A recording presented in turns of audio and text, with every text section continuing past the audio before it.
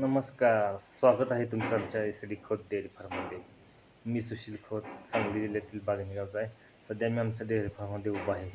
तर मित्रांनो, 2011 साली 2 गायीपासून आमच्या दूध व्यवसायाची सुरुवात झाली आहे. 2011 साली 2 गायी आणल्या. त्या गायींची वासरू संगोपनापासून आपल्या 10 गायींचं युनिट फिक्स झालं आहे. आणि पहिला आमचा डेअरी फार्म बघू शकताय. स्टीलची बादली ठेवल्या. इथून पूर्वेला 4 जनावरांचा गोठा होता. त्यानंतर जागेची कमतरता भासल्यामुळं आम्ही गोठा वाढवला आहे. 4 गायींचं, त्यानंतर 4 गायीपासून आपण 10 गायींचं युनिट फिक्स केलं. या ठिकाणी 10 गायींचं युनिट फिक्स केल्यानंतर 4-5 कालवडी वर्षाला नवीन तयार व्हायच्या. त्यामुळं 10 गायी या ठिकाणी 10 गायींची जागा असल्यामुळं, जागा कमी पडत असल्यामुळं 4 गायींची विक्री केली वर्षाला. आणि हे 1 नंबर युनिट, त्याप्रमाणे आम्ही हे 2 नंबर युनिट बांधल्या.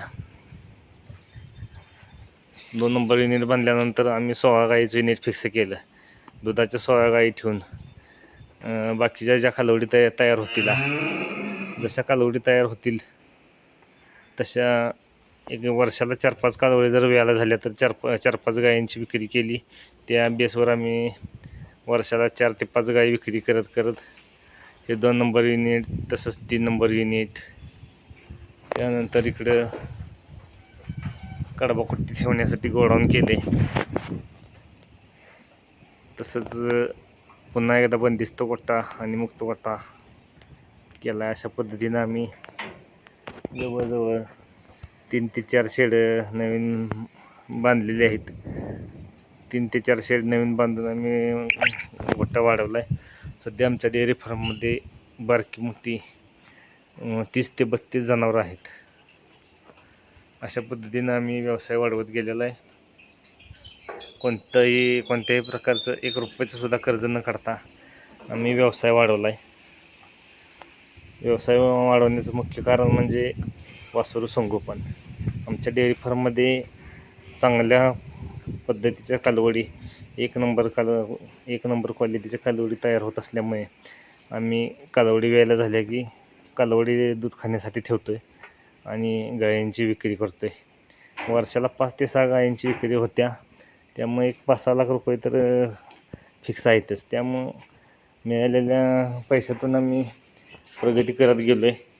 कोणत्याही प्रकारचं कर्ज न काढता व्यवसाय मोठा केलेला आहे. त्या व्यवसायातून लागणाऱ्या सर्व गरजा आम्ही पूर्ण केल्यात. दूध काढण्यासाठी लागणारं मिल्किंग मशीन, तसंच इंजन, जनावर धुवायसाठी STP, असं आपल्याला जे काही गरजेच्या वस्तू आहेत ते खरेदी केल्यात.